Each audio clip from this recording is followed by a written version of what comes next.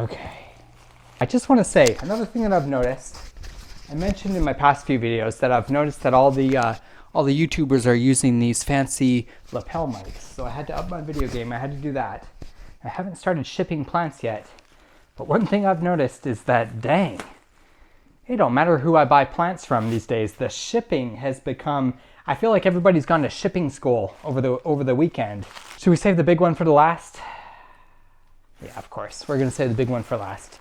This is the big one that actually inspired me to get this order. Now, a lot of times what I do is I'll get on something like Etsy or wherever I buy a plant.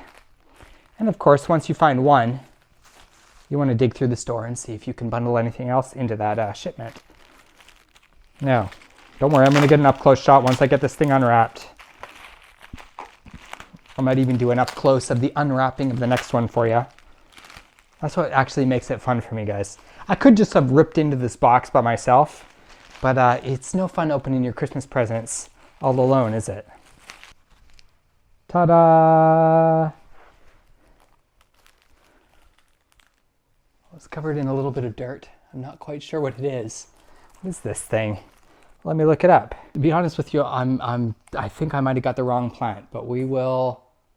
I don't know. We'll put this aside for a second. But this is the first plant that we've opened, anyways. Let's see what the second could possibly be. The first one was a complete surprise. Who's to say the second one won't be? Didn't I say I was going to do? No, I'll do a more up close shot on the big one. This is called a rabbit's foot fern, and you see. Oh, it's got these rabbit's feet, like little, what do you want to call them? I want to say tendrils. I don't know if that's what they're actually called, but look at these things that just kind of stick off the side. And I've seen pictures of these plants online, and once they actually grow out for a while, these little tendrils will fold down over the side of the pot, and kind of, it looks like this really cool sort of alien looking plant. So that is my rabbit's foot fern, and that one I actually ordered. That one I recognize. Now, are we ready for the big one? It comes in its own hanging pot, it looks like. So that's nice. Ooh! Now it said that this beauty was a nice size plant. And I didn't quite understand what they were talking about. But now I'm starting to get it, now that I'm unwrapping it. And I'll tell you exactly why I wanted this thing. But first, let's unsheath this beauty.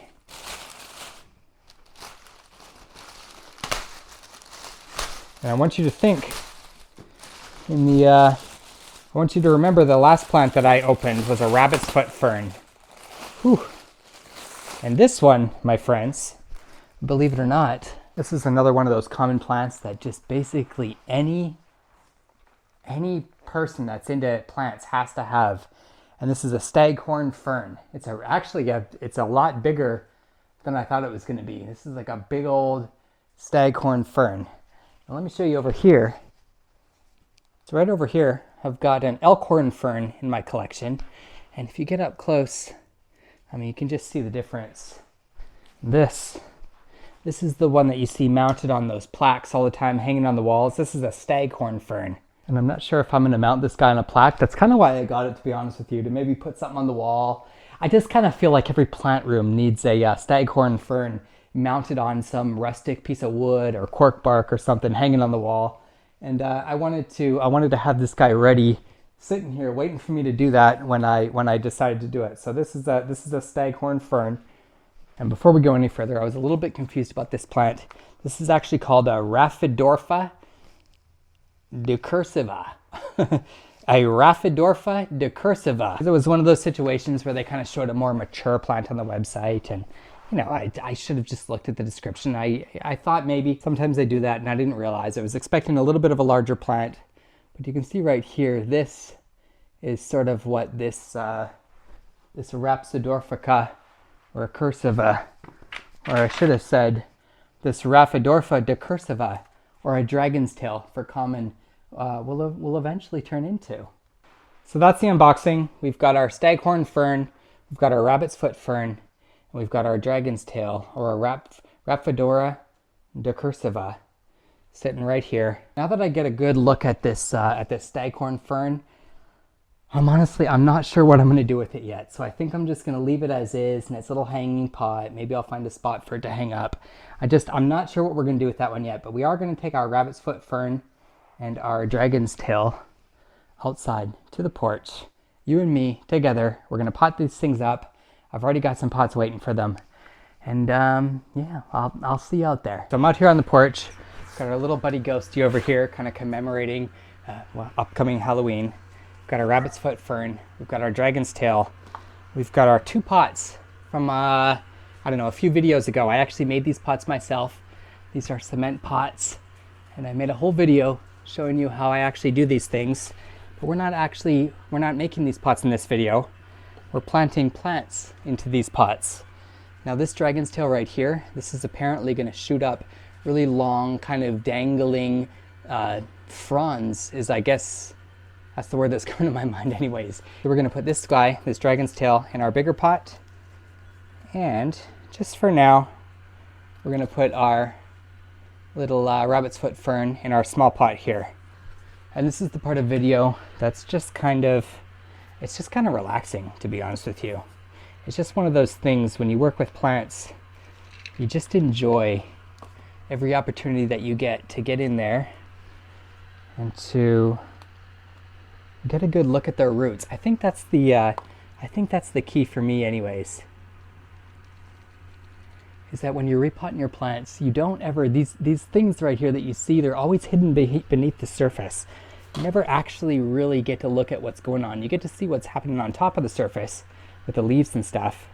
It's always a bit of a special treat when you're repotting your plant and you get to, you know, kind of take a look at your roots. And these guys have just been shipped for days, so I'm not going to put them under too much stress. I'm not going to trim the roots. I'm not going to do nothing like that. We're simply going to take some handfuls of dirt. We're going to fill our big pot up. We're going to dig a crevasse right inside of there.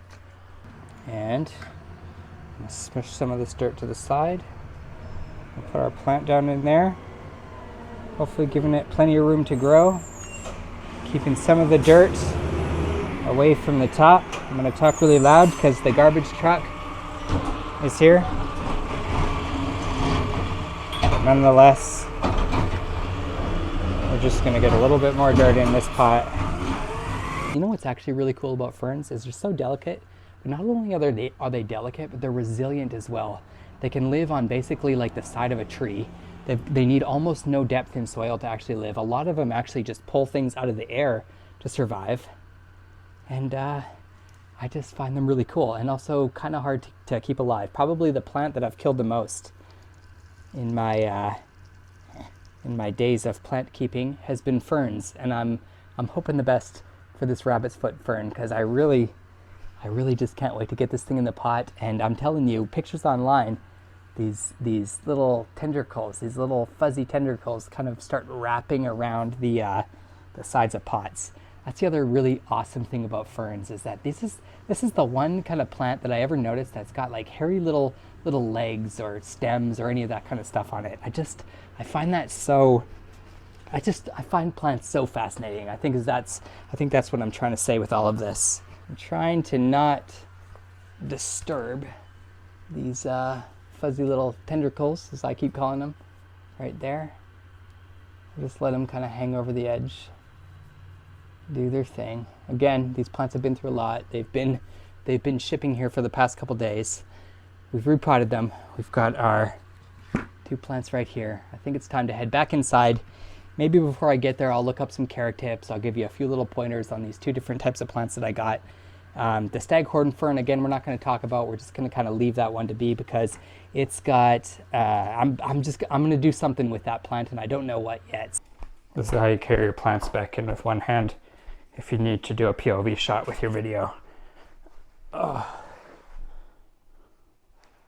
I didn't hurt you, did I? Okay, now the next thing that you just sort of have to do when you're starting to get up there in numbers in your plants and you can't quite remember every single name off by heart anymore and things like that, is I got to dig into my app. I use one called Planta, but you can choose. There's you know, hundreds if not thousands of choices. And we got to go through and we got to add all of our new plants. We got to add our new little inhabitants into our system here so that we can remember who they are and all that kind of good stuff. It kind of reminds me of our asparagus ferns over there. So I think this empty spot right beside them is going to be where our new fern lives. At least for now, it's going to live down there. But the best part of all of this, the best part is that I get to watch that plant. I get to see how it reacts to the new environment here. I get to make tweaks. I get to make adjustments. I get to maybe even do a little bit more research and find out how to properly care for this plant. There it is, dragon's tail. Okay, let's find out why this plant is so hard. Again, another medium water, high humidity. It's probably the high humidity that this plant actually wants, and part sun, part shade. So basically exactly the same as our rabbit's foot fern. Our dragon's tail just wants really high humidity. They always put really high humidity plants as it's always noted that they're really hard for some reason. And I think the reason for that is because just most people's homes aren't set up for that sort of thing. A lot of times these plants do really well in like under glass, for example, in an enclosure, in a terrarium, in something like that. And if you can't do that, you know, obviously places like a greenhouse would work really well for a high humidity plant like this. Now I'm doing the best I can. I've got the fanciest humidifier I could find over there. And this humidifier back here is doing its best to keep this room at like 60% humidity. Anywhere in between 50 to 60% is generally considered ideal for most plants. But what you really want to do, if a plant wants really high humidity, you've got a couple options. So number one of the funnest things about container gardening is giving your plants a little spritz. I kind of feel that spritzing your plant kind of like you're going for a walk, like you're loving each other a little bit. So spritzing your plant, just getting those leaves wet. Just imagine the dew in the morning. Imagine when you wake up in the morning, you go outside and the grass is all kind of, it's got that little sheen of moisture all over it. Well, that's what we're replicating when we actually spritz our plant. So spritz your plant to keep the humidity up for those high humidity plants. And the next thing, if you can't throw your high humidity plant into a terrarium, but you want to try and keep that humidity up as high as possible, is you can always get like a tray, fill it with some rocks so that the plant doesn't actually sit in the bottom of it. But you want to fill that tray with rocks and then just keep a layer of water under that. And what that'll do is it'll kind of keep a little bubble of humidity going on around that plant. Let's choose our location in the room here for our dragon's tail. Again, keeping in mind that it's sort of in the middle. It wants that part sun, part shade kind of thing. And I'm seeing a spot right over there beside our ZZ plant that might work well. How about even one layer up, so we get a little bit of green right there and a little bit of green right there. I've still got this Staghorn fern that who the heck knows what I'm going to do with this thing, but it's whatever we do with this thing, I'm saving it for a future video because it's gonna be a lot of fun. And I don't know, like I said, it's one of those things that all the OGs have a nice, you know, good looking mature Staghorn like this. And now I finally got one of my good looking mature Staghorns too. We just need to do something cool with it in the future. And one thing I do know about Staghorn ferns is that they like a spritzing too. So maybe we'll then end this video with a little spritzing. That's it for this video. We successfully unboxed 3 new plants, all of them not recommended by the app that I use to kind of keep track of all of the different names and the care for these different, but nonetheless, it's 3 new exciting little babies that we can take care of, that we can listen to, that we can pay attention to. I hope you get a fun new box of plants to unbox in the future so that you can keep expanding your collection, so that you can keep you know, just broadening your horizons on all of the different, what am I trying to say here? On all of the different beings that are available for us to care for. Isn't life exciting? Isn't it cool that I jumped on my computer, I tapped away, I looked at a couple pictures that I liked, ordered something in the mail, this showed up not too much longer, and here I am with 3 new plants sitting around in the plant room, ready for us to take care of. It's things like this that it make me excited to be alive. I'll see you on the next one. A little fun fact, when I threw that box in that previous shot, I accidentally hit my 2 plants over here, and I wanted to be like, ah, and jump out and save them. But I noticed immediately it didn't do too much damage. and I decided to continue on for the video for you.